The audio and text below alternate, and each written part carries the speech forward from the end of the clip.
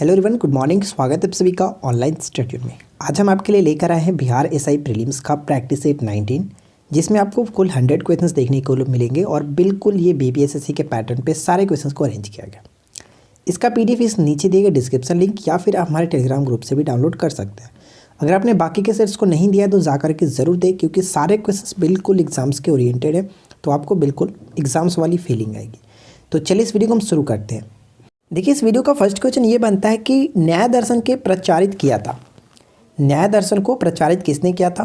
तो ऑप्शन हम बी को टिक करेंगे, गौतम। ऑप्शन बी हमारा बिल्कुल सही आंसर हो जाता है। बात कर लेते हैं कि इस पूरे प्रैक्टिस सेट का सेफ स्कोर क्या है। देखिए, यहाँ पे जो आप देख रहे हैं जनरल कैटेगरीज के लिए 72, यहाँ पे 72 का मतलब क्वेश्चंस आपको सही करने हैं, ठीक है, 72 क्वेश्चन सही करने हैं। उसी तरह से बीसी के लिए 69, एसटी के लिए 65 और एसटी के लिए 67 मार्क्स। वीडियो अगर आपको अच्छी लगे तो लाइक कर दीजिएगा, साथ ही साथ चैनल पे पहली बार है तो चैनल को सब्सक्राइब करके नोटिफिकेशन बिल को ऑन कर लीजिए और ध्यान रखेंगे नोटिफिकेशन बिल को ऑल पे सेट कीजिएगा, तभी आपको नोटिफिकेशन मिलेगा। चलिए आगे बढ़ते हैं।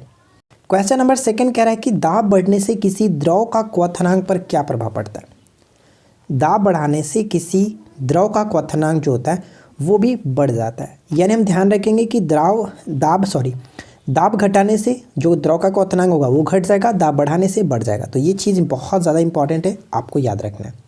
क्वेश्चन नंबर थर्ड क्या कह रहे हैं कि 2023 में होने वाले G20 शिखर सम्मेलन की अध्यक्षता कौन सा देश करेगा। ध्यान से पहले क्वेश्चंस को पढ़िएगा कि 2023 में होने वाले जो G20 शिखर सम्मेलन की अध्यक्षता होगा वो कौन सा देश करेगा। तो सही आंसर यहाँ पे होगा ऑप्शन ए, भारत करेगा। ठीक है, ध्यान रखिएगा। 2020 में सऊदी अरब ने किया, 2021 में इटली करेगा, 2022 में इंडोनेशिया को दी गई और 2023 हमारा देश भारत को अध्यक्षता मिली है। क्वेश्चन नंबर 4 देखिए, निम्नलिखित कथनों पर विचार करें। फर्स्ट, सेकंड, थर्ड पॉइंट को पढ़िए और बताइए कि सही आंसर क्या होगा। चलिए एक एक करके पॉइंट्स को पढ़ते हैं। जैन मतावलंबी मानते हैं कि महावीर के 23 पूर्ववर्ती थे, यानी आपको पता है कि जैन धर्म में कुल 24 तीर्थकर हुए, जिनमें से अगर हम बात करें तो महावीर 24वें थे और इनसे पहले 23 पूर्ववर्ती थे। तो ये बिल्कुल सही पॉइंट बनता है। नेक्स्ट पॉइंट कह रहा है कि पार्श्वनाथ 23वें तीर्थकर थे। बिल्कुल सही है, पार्श्वनाथ 23वें तीर्थकर थे और इनके अगर हम बात करें तो चिन्ह क्या था? सर्प। ठीक है, सर्प चिन्ह याद रखेंगे। अच्छा, याद कैसे रख सकते हैं? तो देखिए, पार्श्व में ऊपर में र लगा हुआ है तो सर्प में भी ऊपर में र लगा हुआ है। महावीर को ध्यान रखिएगा, महावीर का जो चिन्ह था वो सिंह था, सिंह। ठीक है, सिंह, ये चीज़ याद रखिएगा।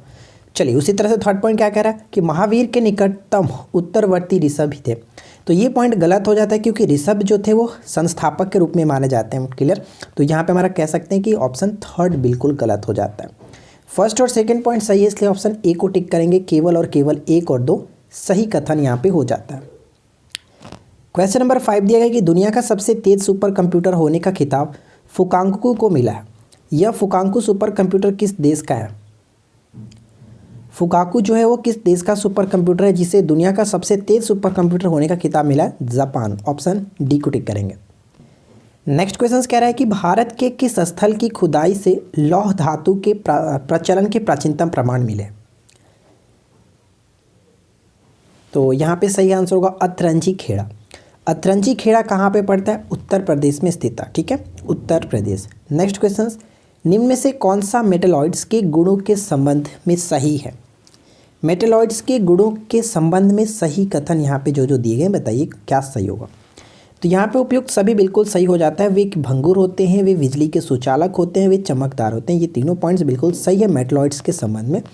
उपयुक्त सभी यहाँ पे करेक्ट आंसर होगा। नेक्स्ट देखिए क्या है कि निम्नलिखित कथनों पर विचार करें। फर्स्ट, सेकंड, थर्ड पॉइंट दिए गए। निम्नलिखित कूटों की सहायता से सही उत्तर का चयन करें।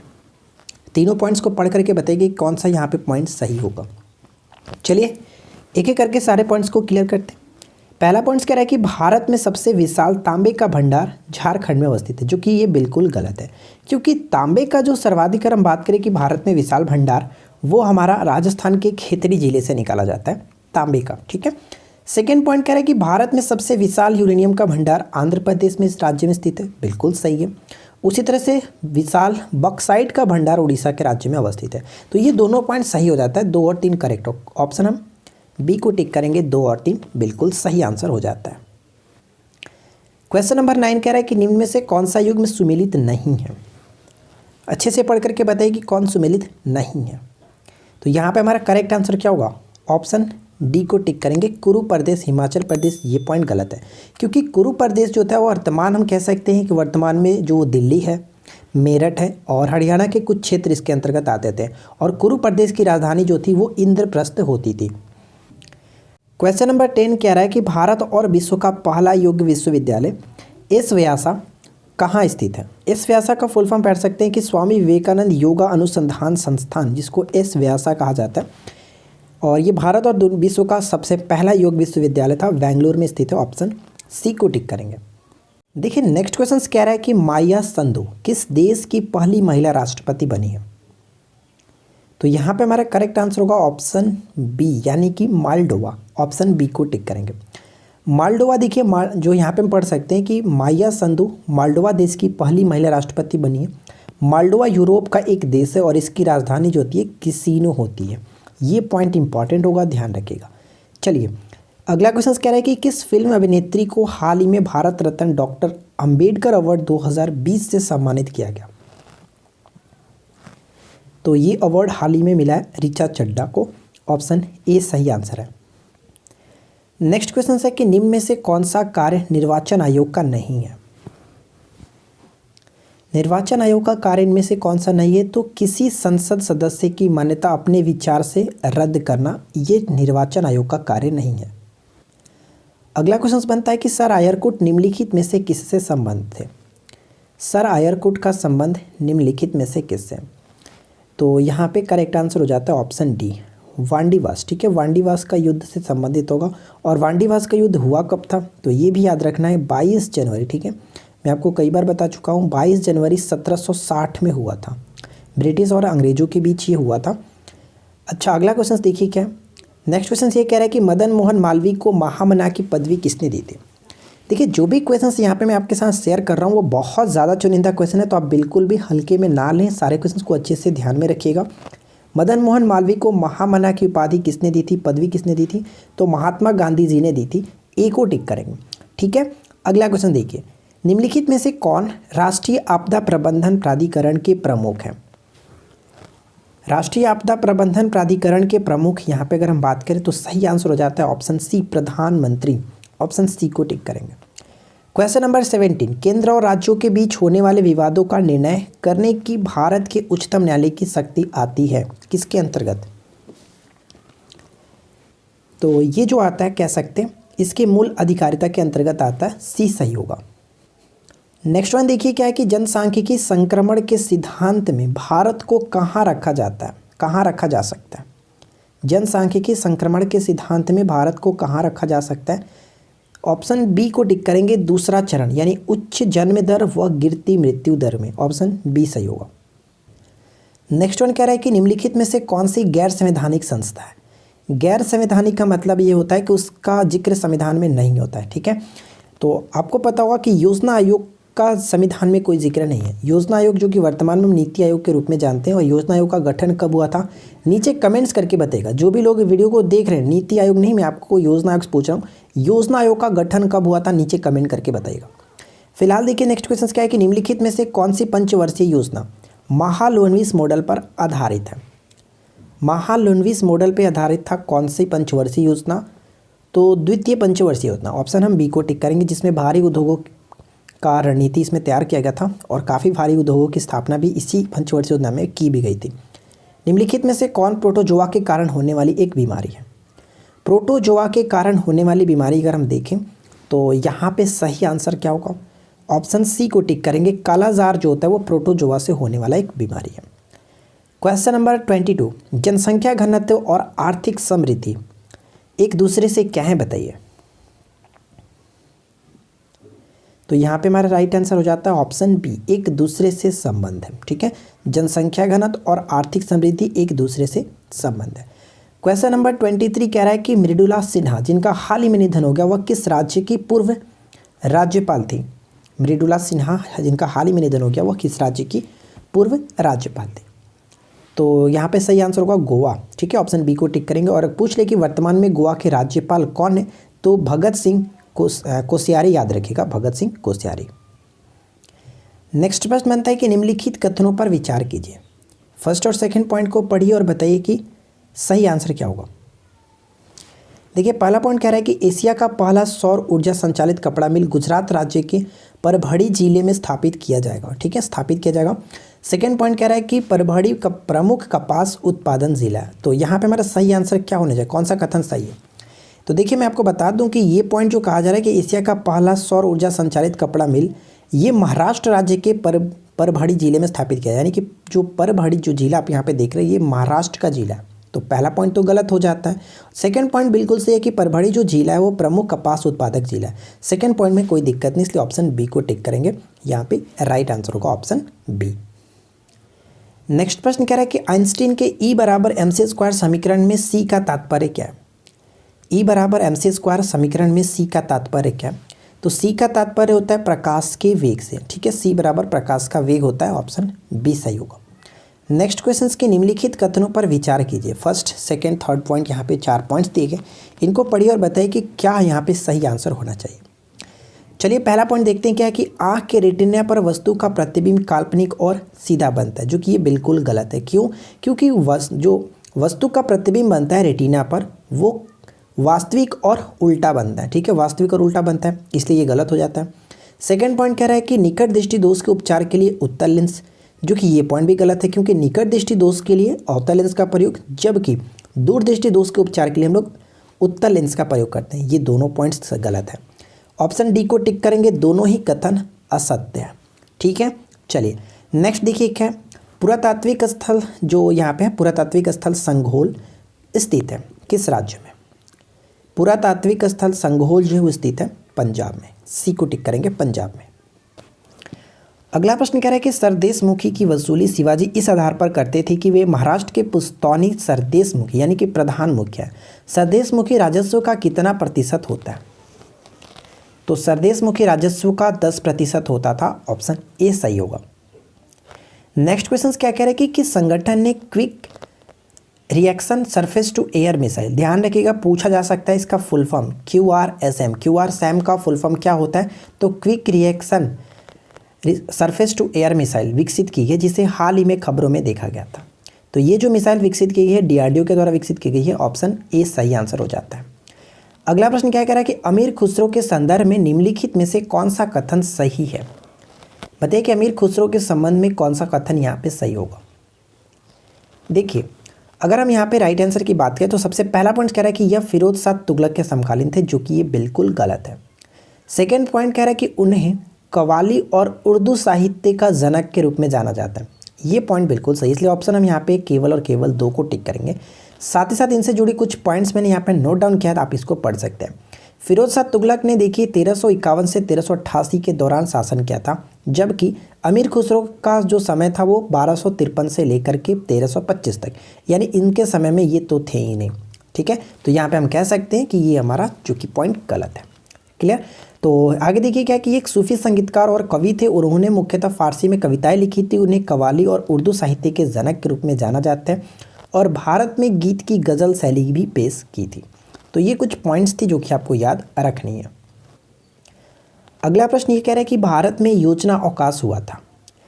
भारत में योजना अवकाश आपको पता है कि 3 पंचवर्षीय योजना के बाद जो चौथी पंचयोजना लगनी थी, लेकिन वो नहीं लगी थी। उसके बाद 3 वर्षों का अवकाश रहा 1966 के अकाल के बाद, यानी 66 से 69 तक सिर्फ और सिर्फ वार्षिक योजनाएं चली थी, पंचवर्षीय योजना नहीं चली थी, और जिसको हम लोग योजना अवकाश के रूप में जानते हैं। और जबकि चौथी जो पंचवर्षीय स्टार्ट हो गई थी वो 1969 से 74 तक चली थी। अगला क्वेश्चन क्या है कि बिहार की पहली उप मुख्यमंत्री कौन बनी है? बताइए कि बिहार की पहली उप मुख्यमंत्री कौन बनी है? तो यहाँ पे हम राइट आंसर ऑप्शन बी को टिक करेंगे, रेणु देवी। यहाँ पे आप पढ़ सकते हैं कि बिहार चुनाव 2020 में बम्पर जीत के बाद नीतीश कुमार ने जो कि 7वीं बार राज्य के मुख्यमंत्री पद की शपथ ली। ध्यान रखेंगे 7वीं बार उन्होंने मुख्यमंत्री के पद की शपथ ली, और उनके साथ 14 कैबिनेट ने भी पद और गोपनीयता की शपथ ली। साथ ही साथ बिहार के 2 उप मुख्यमंत्री जैसे कह सकते हैं कि तारकिशोर प्रसाद और रेणु देवी थी। रेणु देवी बिहार की पहली महिला उप मुख्यमंत्री बनी हुई हैं, ये पॉइंट ध्यान रखिएगा। ठीक है, अगर पूछ ले कि बिहार के 2 उप मुख्यमंत्री कौन है इस बार, तो तारकिशोर प्रसाद और रेणु देवी। नेक्स्ट क्वेश्चन है कि किस बैंक ने साइबर धोखाधड़ी पर जागरूकता पैदा करने के लिए मुंह बंद रखो अभियान शुरू किया? मुंह बंद रखो अभियान स्टार्ट किसके द्वारा किया गया? HDFC बैंक के द्वारा स्टार्ट किया गया। ऑप्शन डी करेक्ट होगा। नेक्स्ट प्रश्न है कि जनसंख्या का महाविभाजन वर्ष किसे कहा जाता है? जनसंख्या का महाविभाजन वर्ष कहा जाता है 1921 को। ऑप्शन बी बिल्कुल सही आंसर है। अगला प्रश्न कि भारत का नियंत्रक एवं महालेखा परीक्षक अपना प्रतिवेदन देता है। भारत का नियंत्रक एवं महालेखा परीक्षक अपना प्रतिवेदन किसे देता है? तो यहाँ पे हम ऑप्शन डी को टिक करेंगे, राष्ट्रपति को देता है। क्लियर। और नियंत्रक एवं महालेखा परीक्षक के बारे में उल्लेख 148 151 के अनुच्छेद में की गई है और इनका जो राष्ट्रपति के द्वारा नियुक्ति होता है वो 148 के फर्स्ट के तहत होता है 5 वर्षों के लिए। और वर्तमान में कौन है तो आपको पता होगा, गिरीश चंद्र मुर्मू है। ठीक है। नेक्स्ट क्वेश्चन देखिए, अंतर्राष्ट्रीय परिषद के संबंध में निम्नलिखित कथनों पर विचार करें। तो यहाँ पे 3 पॉइंट्स लिखे गए, तीनों पॉइंट्स को पढ़िए और बताइए कि यहाँ पे उपयुक्त में से कौन सा कथन सही होगा अंतर्राष्ट्रीय परिषद के संबंध में। सबसे पहला पॉइंट देखते हैं क्या कह रहा है कि यह एक संवैधानिक संस्था है। संवैधानिक संस्था का मतलब ये हुआ कि संविधान में इसके बारे में जिक्र होगा, यानी कि इसके संबंधित कुछ अनुच्छेद होंगे, आर्टिकल होगा। तो कह सकते हैं कि ये बिल्कुल सही है, क्योंकि इससे संबंधित अनुच्छेद आप पढ़ सकते हैं कि अनुच्छेद 263 में ऐसी परिषद की स्थापना, संगठन, प्रक्रिया और कार्यों का उल्लेख किया गया। तो ये बिल्कुल दोनों पॉइंट्स बिल्कुल सही होता है। थर्ड पॉइंट कह रहा है कि अंतर्राष्ट्रीय परिषद की स्थापना 28 मई 1990 को की गई थी, जो कि ये पॉइंट भी बिल्कुल सही है। यानी हम यहाँ पे ऑप्शन डी को टिक करेंगे। 1 2 3 तीनों के बिल्कुल सही आंसर हो जाता है। अगला प्रश्न कह रहा है कि सोडा वाटर क्या है? बताइए कि सोडा वाटर क्या है? तो ध्यान रखिएगा, सोडा वाटर यहाँ पे कह सकते हैं कि एक कोलाइड होता है। ऑप्शन सी को टिक करेंगे। अगला क्वेश्चन देखिए, बहुत अच्छा प्रश्न है कि समुद्री जल में प्रचुर मात्रा में पाए जाने वाले नमक का रासायनिक नाम क्या होता है? बहुत सिंपल सा क्वेश्चन यहाँ पे पूछा गया कि नमक का रासायनिक नाम क्या होता है? सोडियम क्लोराइड, जिसको NaCl के रूप में हम लोग जानते हैं।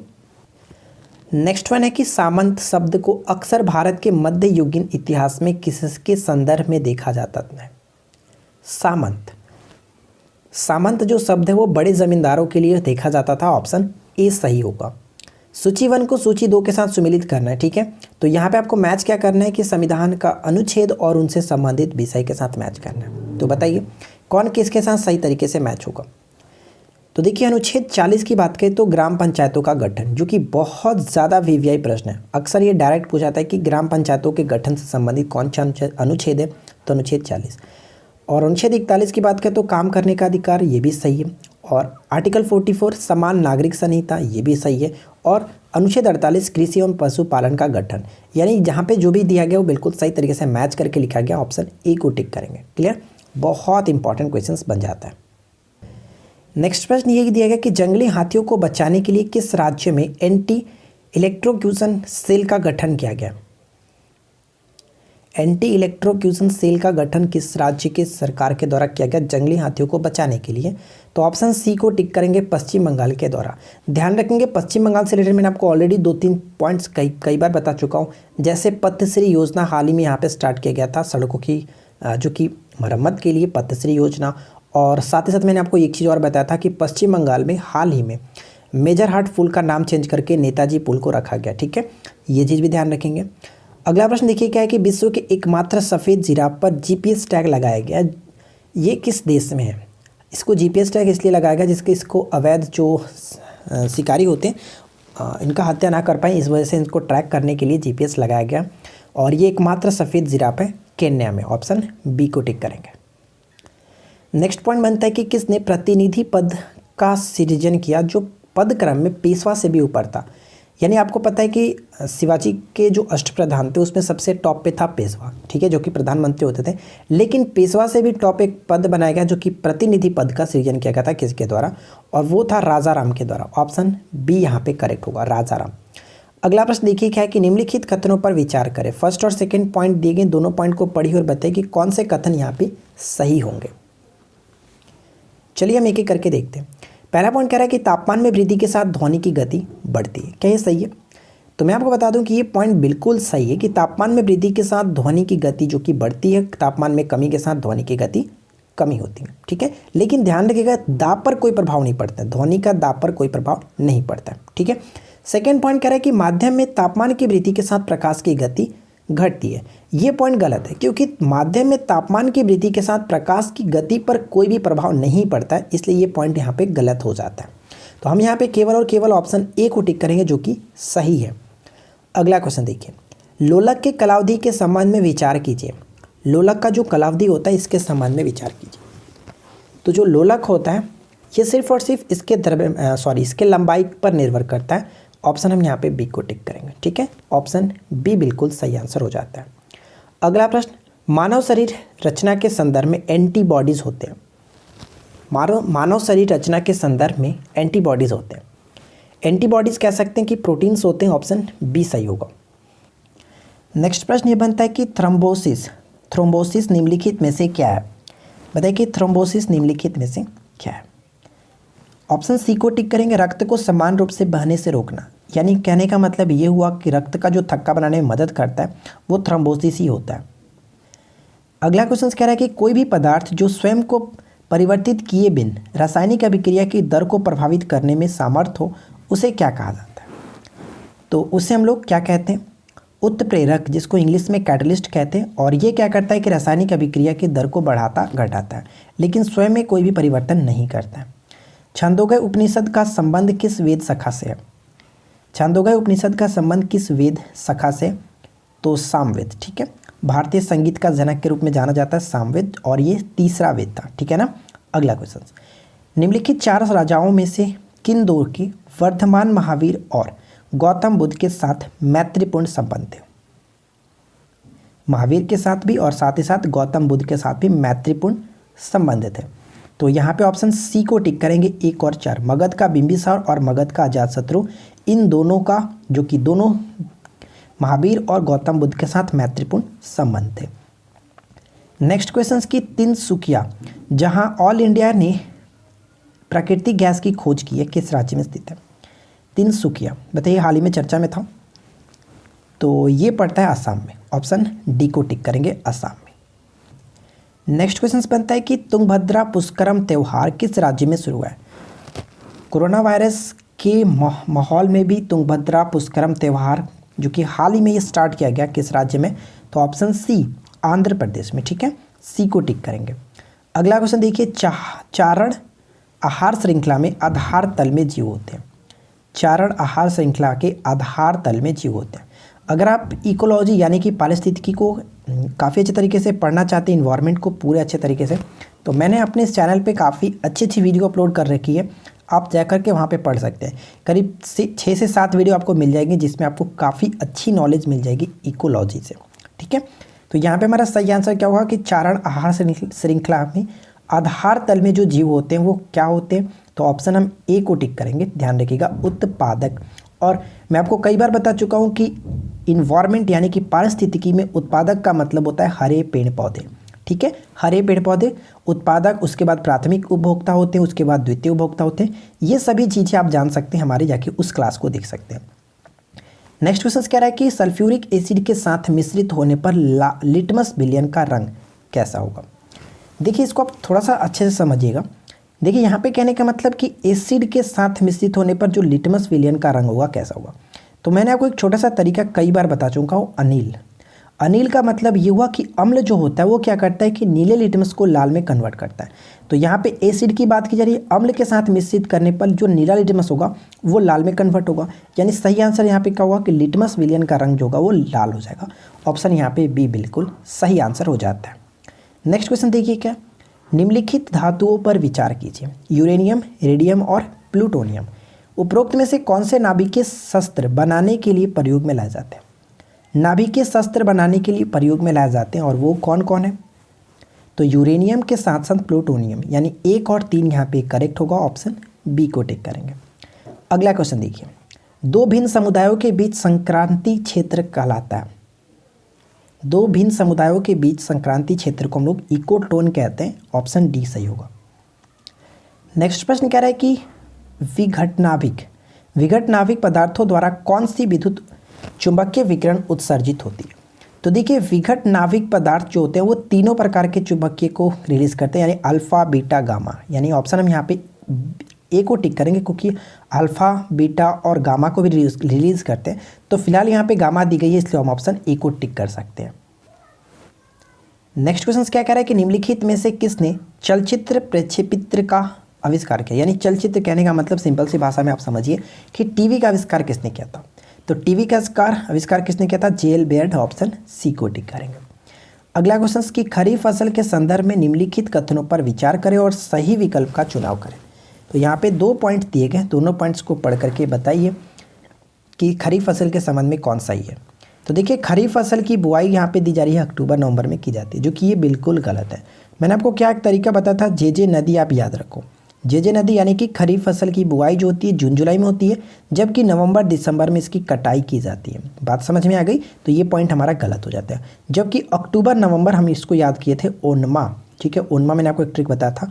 ओनमा का मतलब ये था कि अक्टूबर नवंबर में बोई जाती है रबी की फसल, जबकि मार्च अप्रैल में काटी जाती है। तो ये जो बोई जाती बात की जा रही है, रबी की फसल की बात की जा रही है। सेकेंड पॉइंट बात करें तो इस फसल के अंतर्गत धान, गन्ना, ज्वार, बाजरा, सरसों, देखिए सरसों यहाँ पे बिल्कुल गलत हो जाता है, क्योंकि खरीफ फसल के अंतर्गत सरसों नहीं आता। सरसों रबी फसल के अंतर्गत आता है, लेकिन ये सभी तो सही था, ठीक है। तो इस वजह से ये हमारा सेकेंड पॉइंट भी गलत हो जाता है। तो हम यहाँ पे टिक करेंगे ना ही फर्स्ट और ना ही सेकेंड, ऑप्शन डी सही होगा। नेक्स्ट प्रश्न ये बनता है कि इंदिरा गांधी नहर निकलती है। इंदिरा गांधी नहर कहाँ से निकलती है? तो इस क्वेश्चन का राइट आंसर हम किससे टिक करेंगे? ऑप्शन बी को टिक करेंगे, हरिके बांध से, ठीक है। हरिके बांध से निकलती है। नेक्स्ट क्वेश्चन कह रहा है कि भारतीय सेना किस देश के आतंकवादियों के खिलाफ ऑपरेशन 500 शुरू किया है? ऑपरेशन 500 किसके द्वारा शुरू किया गया? भारतीय सेना के द्वारा किस देश के आतंकियों के खिलाफ? तो अपने पड़ोसी देश पाकिस्तान के आतंकवादियों के खिलाफ। नेक्स्ट वन बनता है कि नवंबर 2020 में हैदराबाद के इंदिरा पार्क के भीतर पंचतत्व थीम पार्क का उद्घाटन किसने किया? पंचतत्व थीम पार्क का उद्घाटन किसके द्वारा किया गया? तो ऑप्शन सी सही आंसर होगा, के तारक रामाराव के द्वारा। और ये कौन है? तो इनके बारे में कुछ पॉइंट्स यहाँ पे लिखे आप यहाँ पे पढ़ सकते हैं। तेलंगाना नगर प्रशासन और शहरी विकास मंत्री के तारक रामाराव ने हैदराबाद के इंदिरा पार्क के भीतर एक पंचतत्व थीम पार्क का उद्घाटन किया। इस पार्क को जो कि 17 लाख रुपए की लागत से बनाया गया, विकसित किया गया, ठीक है। चलिए नेक्स्ट क्वेश्चन क्या कह रहे हैं? निम्नलिखित में से कौन सा रोग जो कि प्रोटोजोआ द्वारा होता है?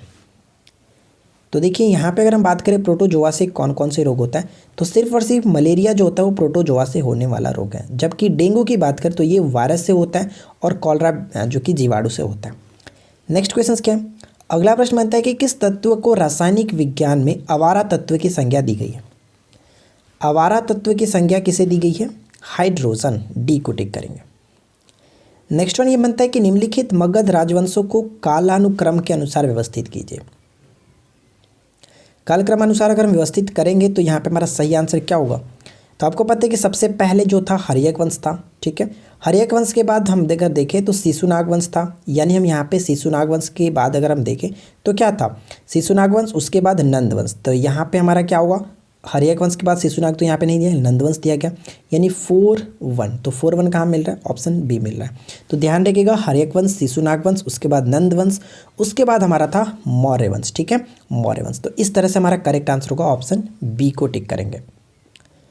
नेक्स्ट प्रश्न है कि त्रिवेणी नहर में किस नदी से पानी आता है? त्रिवेणी नहर में किस नदी से पानी आता है? तो सही आंसर होगा Gandak, option C correct answer है, गंडक। अगला क्वेश्चन देखिए, निम्नलिखित में से कौन सा मिलान गलत है? बताइए कि निम्नलिखित में से कौन सा मिलान जो कि वो गलत है। तो देखिए यहाँ पे ध्यान दीजिएगा कि स्वतंत्रता का अधिकार, ठीक है, जबकि 19 से 22 के अंतर्गत आता है, ना कि 23 के अंतर्गत। ये हमारा पॉइंट गलत हो जाता है, ऑप्शन सी को टिक करेंगे। तरल स्वर्ण किसका लोक प्रचलित नाम है? तरल स्वर्ण जो हम किसे कहते हैं? पेट्रोलियम को कहते हैं तरल स्वर्ण, ऑप्शन डी सही आंसर हो जाता है। क्वेश्चन नंबर 69, फॉर्मेलिन किसका 40% विलयन है? फॉर्मेलिन जो किसका 40% विलयन है? तो यहाँ पे हमारा सही आंसर क्या होगा? ए को टिक करेंगे, मेथनॉल के 40% विलयन को जो कि फॉर्मेलिन कहते हैं। नेक्स्ट प्रश्न बनता है कि मध्य भारत टीक किसका उत्पाद है? मध्य भारत टीक किसका उत्पाद है? तो ये जो उत्पाद बनता है उष्णकटिबंधीय आर्द्र पतझड़ी वन का, ऑप्शन बी यहाँ पे सही आंसर होगा। अगर आपने अभी तक इस वीडियो को लाइक नहीं किया तो प्लीज़ मैं आपसे छोटा सा रिक्वेस्ट करूँगा, यार बड़ा सा रिक्वेस्ट नहीं कर रहा हूँ, बस वीडियो को लाइक कर दीजिएगा, हमें अच्छा लगता है कि आप लोग सपोर्ट करते हो, ठीक है। अगला क्वेश्चन क्या है कि दक्षिण पश्चिम मानसून काल में निम्नलिखित स्थानों में से सबसे कम वर्षा कहाँ होती है? सबसे कम वर्षा कहाँ होती है? तो ये होता है चेन्नई में। ठीक है, दक्षिण पश्चिम मानसून के कारण भारत में सबसे अधिक वर्षा होती है, लेकिन चेन्नई में सबसे कम वर्षा होती है। अगला क्वेश्चन कि गोदावरी नदी के संबंध में कौन सा कथन यहाँ पे गलत होगा। गोदावरी नदी के संबंध में कौन सा कथन यहाँ पे गलत होगा। ठीक है, पहला पॉइंट कह रहा है कि यह दक्षिण भारत की सबसे लंबी नदी है, बिल्कुल सही है। गोदावरी नदी को दक्षिण भारत की गंगा के नाम से जाना जाता है, ये पॉइंट भी सही है। इसका उद्गम महाराष्ट्र के निकट महाबलेश्वर से होता है, ये पॉइंट गलत है। देखिए ध्यान दीजिएगा, महाबलेश्वर से कृष्णा नदी का उद्गम होता है, जबकि अगर हम यहाँ पे बात करें कि गोदावरी नदी, तो ये इसका जो उद्गम होता है त्र्यंबकेश्वर नामक पहाड़ी से उत्पन्न होता है, ना कि महाबलेश्वर से। तो यहाँ पे ऑप्शन सी को टिक करेंगे, जो कि सही नहीं है। अगला क्वेश्चन, निम्नलिखित में से कौन कृष्णा नदी की सहायक नदी नहीं है। तो कृष्णा नदी की सहायक नदी यहाँ पे कौन नहीं है। ऑप्शन डी, अमरावती कृष्णा नदी की सहायक नदी नहीं है, जबकि ये कावेरी नदी की सहायक नदी है। यहाँ पे पढ़ सकते हैं कि अमरावती, अर्कविथी, भवानी, चिनार, हिमावती और बाकी चीज़ों को आप पढ़ सकते हैं, ये कि जो कि कावेरी नदी की सहायक नदी है। नेक्स्ट पॉइंट बनता है कि निम्नलिखित में से किसे मैन बुकर पुरस्कार 2020 से सम्मानित किया गया। मैन बुकर पुरस्कार 2020 से सम्मानित किसे किया गया। डगलस स्टुअर्ट, यानी ऑप्शन ए को टिक करेंगे, डगलस स्टुअर्ट। ठीक है, सगी बैन के लिए इनको ये पुरस्कार दिया गया। अगला प्रश्न कि किस राज्य सरकार ने 4 कमर्शियल अदालतों की स्थापना करने का निर्णय लिया। 4 कमर्शियल अदालतों का निर्माण करने का जो निर्णय लिया है वो कौन सी सरकार है। तो यहाँ पे सही आंसर होगा, उड़ीसा की सरकार ने ऐसा निर्णय लिया है। नेक्स्ट देखिए क्या है कि अंग्रेजों एवं गोरखा के बीच संधि के द्वारा आंग्ल नेपाल युद्ध का अंत हुआ था। अंग्रेजों एवं गोरखा के बीच संधि के द्वारा, किस संधि के द्वारा आंग्ल नेपाल का युद्ध जो था अंत हुआ था। तो यहाँ पे ध्यान रखेंगे, राइट आंसर होगा सुगौली की संधि। और ये हुआ कब था। 1816 में। ठीक है, 1816 में हुआ था। और उस समय जो वायसराय थे कौन थे, तो लॉर्ड, ध्यान रखेंगे लॉर्ड हेस्टिंग्स। ठीक है, लॉर्ड हेस्टिंग्स, क्योंकि उनका शासनकाल 1813 से 1823 तक था। नेपाल का कौन सा राष्ट्रीय उद्यान भारत के वाल्मीकि राष्ट्रीय उद्यान की निरंतरता है। वाल्मीकि राष्ट्रीय उद्यान की निरंतरता है और वह है चितवन राष्ट्रीय उद्यान। ऑप्शन ए सही आंसर होगा, चितवन राष्ट्रीय उद्यान। नेक्स्ट वन बनता है कि सामाजिक वानिकी क्या है। सामाजिक वानिकी है, सामाजिक वानिकी का अर्थ ये होता है कि सरकारी स्वामित्व वाली भूमि पर उपयोगी पौधे को उगाना और उनकी व्यवस्था करना। ऑप्शन डी यहाँ पे सही होगा, सामाजिक वानिकी। नेक्स्ट प्रश्न कह रहा है कि फिरोज शाह तुगलक एक नया कर, सिंचाई कर लगाया था, जो पद का कितना भाग था। सिंचाई कर लगाया था जो पद का कितना भाग था, तो पद का 1/10 भाग था। ऑप्शन बी सही आंसर होगा, 1/10 भाग। बीटी बीज का संबंध है, बताइए कि बीटी बीज का संबंध क्या है, किससे। तो ये एक प्रकार के किस में बीटी बीज का संबंध कपास से है। ऑप्शन सी सही होगा, कपास से। नेक्स्ट क्वेश्चन की केंद्रीय प्रदूषण नियंत्रण बोर्ड किस मंत्रालय के अंतर्गत आता है। केंद्रीय प्रदूषण नियंत्रण बोर्ड जो किस मंत्रालय के अंतर्गत आता है, तो सही आंसर है पर्यावरण और वन। ठीक है, पर्यावरण और वन के अंतर्गत। निम्नलिखित में से कौन शीतोष्ण कटिबंधीय घास भूमि है। निम्नलिखित में से कौन शीतोष्ण कटिबंधीय घास भूमि है, तो ऑप्शन सी को टिक करेंगे, वेल्ड। ठीक है, वेल्ड। जबकि सवाना की बात करें तो ये उष्ण कटिबंधीय होता है। नेक्स्ट वन क्या है कि किस राज्य की सुर सरोवर झील को रामसर साइट का दर्जा दिया गया। हाल ही में सुर सरोवर झील को रामसर साइट का दर्जा दिया गया और ये पड़ता है उत्तर प्रदेश। ठीक है, उसी तरह से लोनार झील महाराष्ट्र को भी ये दिया गया, रामसर साइट में जोड़ा गया। हाल ही में लिखी गई द बैटल ऑफ ब्लॉगिंग नामक पुस्तक के लेखक कौन है। द बैटल ऑफ ब्लॉगिंग पुस्तक के लेखक कौन है, तो ऑप्शन हम सी को टिक करेंगे, शशि थरूर। ठीक है, शशि थरूर के द्वारा लिखी गई है। नेक्स्ट वन देखिए क्या, विश्व का सबसे ऊंचा जलप्रपात होने का गौरव किसे प्राप्त है। विश्व का सबसे ऊंचा जलप्रपात होने का गौरव किसे प्राप्त है। देखिए फ्रेंड्स, वीडियो अगर आपको अच्छी लगे तो वीडियो को अपने दोस्तों के साथ भी ज़रूर शेयर कीजिएगा, क्योंकि सारे क्वेश्चंस बिल्कुल एग्जाम्स के पॉइंट पे है और एग्जाम्स के ओरिएंटेड है, तो आपको भी और आपके फ्रेंड्स को भी ज़रूर अच्छा लगेगा। तो देखिए एंजिल जलप्रपात को हम लोग कह सकते हैं कि विश्व का सबसे ऊँचा जलप्रपात होने का गौरव प्राप्त है और ये दक्षिण अमेरिका के वेनेजुएला देश में स्थित है। ठीक है ना, चलिए नेक्स्ट क्वेश्चन क्या कह रहा है कि ऊर्जा संरक्षण अधिनियम कब से प्रभावी हुआ है। ऊर्जा संरक्षण अधिनियम कब से प्रभावी हुआ है, तो 2001 से। ए सही आंसर होगा, 2001 से। प्रकाश का वेग अधिकतम होता है, प्रकाश का वेग अधिकतम होता है किस में, निर्वात में प्रकाश का वेग अधिकतम होता है और ध्वनि जो कि निर्वात में गमन नहीं करती है, ध्यान रखिएगा। नेक्स्ट क्वेश्चन बनता है कि स्वस्थ नेत्र के लिए स्पष्ट दृष्टि का न्यूनतम दूरी कितनी होती है। स्पष्ट दृष्टि के लिए न्यूनतम दूरी 25 सेंटीमीटर होता है, जबकि दूरदृष्टि दोष अनंत होता है, ये याद रखिएगा। अगला प्रश्न कि सामान्य आवेशों में होते हैं।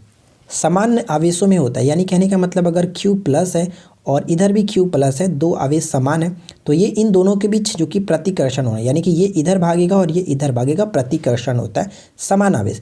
या फिर ये दोनों माइनस ही क्यों ना हो, दोनों जो कि समान है तो ये दोनों एक दूसरे को प्रतिकर्षण करेगा। ये उधर और ये इधर, दोनों एक दूसरे के तरफ नहीं आएंगे, प्रतिकर्षण करेंगे, ठीक है। लेकिन अगर वही विपरीत होंगे, अगर एक प्लस हो और एक माइनस हो, तो ये एक दूसरे को आकर्षण करते हैं, ठीक है, एक दूसरे की तरफ आते हैं। चलिए नेक्स्ट क्वेश्चन देखिए क्या है। अगला प्रश्न बनता है कि बोथनिया की खाड़ी दो देशों के बीच स्थित है, उनमें से एक फिनलैंड है, तो दूसरा देश कौन सा है। बोथनिया की खाड़ी दो देशों के बीच स्थित है, जिसमें से एक फिनलैंड तो दूसरा स्वीडन पड़ता है। ऑप्शन ए सही आंसर हो जाता है।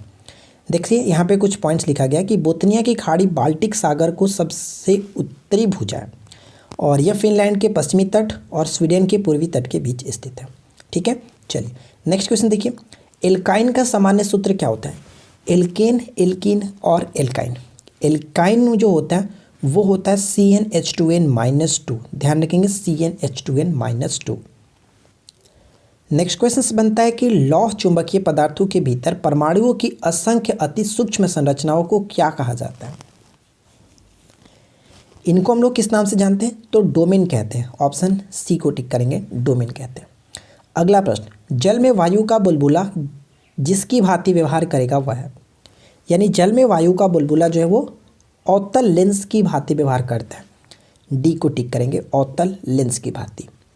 किसी चुंबक की आकर्षण शक्ति सबसे कम कहाँ होती है।